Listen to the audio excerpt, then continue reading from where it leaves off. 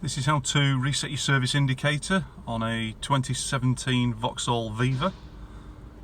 This is a 1 litre model, but it should work on most models with this dash, and we're going to get rid of that oil change. It also resets the percentage as well.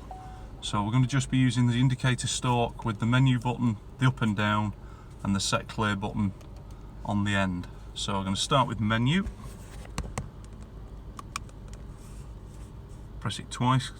First one clears that, second one takes you into the service menu. You can see the oil percentage is at 0.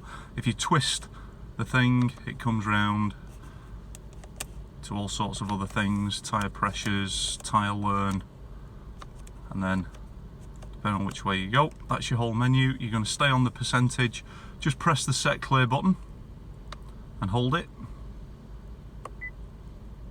1 beep. And you're back to 100%, and that's it. Cycle the ignition. Your oil percent's at 100. Your oil change warning's gone.